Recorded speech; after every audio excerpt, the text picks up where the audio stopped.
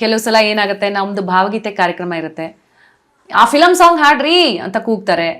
ಅಥವಾ ಇನ್ಯಾವುದೋ ಒಂದು ಫಿಲಮ್ ಹಳೆ ಚಿತ್ರಗೀತೆಗಳ ಕಾರ್ಯಕ್ರಮ ಇರುತ್ತೆ, ಹೊಸ ಫಿಲಮ್ ಸಾಂಗ್ ಹಾಡ್ರಿ ಅಂತಾರೆ. ಈ ಹಾಡು ಅದೇ ಹಾಡು ಹಾಡ್ರಿ, ಈ ಹಾಡು ಹಾಡ್ರಿ.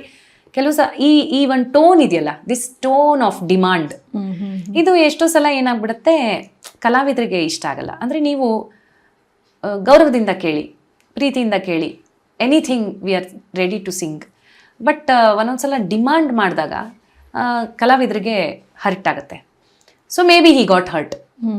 ಓಕೆ ಫೈನ್, ಅದು ಬೇಜಾರಾಗೋದು ಅಥವಾ ಹರ್ಟ್ ಆಗೋದು ಅದು ಸಹಜ, ಅರ್ಥ ಆಗತ್ತೆ, ನನಗೆ ಅರ್ಥ ಆಗತ್ತೆ ಅದು. ಯಾಕೆಂದರೆ ನಾವು ಯಾವುದೋ ಒಂದು ಮೂಡಲ್ಲಿ ಒಂದು ಜನರಿಗೆ ತುಂಬ ಪ್ರೀತಿಯಿಂದಾನೆ we will be trying to entertain. ಅದು ಮಾಡ್ರಿ, ಇದು ಮಾಡ್ರಿ, ಅದು ಹಾಡ್ರಿ ನೀವು ಅಂತ ಈ ಥರ ಏನಾದರೂ ಕೂಗಿದಾರ ನನಗೆ ಗೊತ್ತಿಲ್ಲ. ಅವ್ರು ಯಾವ ರೀತಿ ಕೇಳಿದ್ರು ನನಗೆ ಗೊತ್ತಿಲ್ಲ. ಇದು ಸೋನು ನಿಗಮ್ ಅವ್ರು ಹೇಳಿರೋದನ್ನ ನಾನು ಐ ಆಮ್ ರಿಪೀಟಿಂಗ್.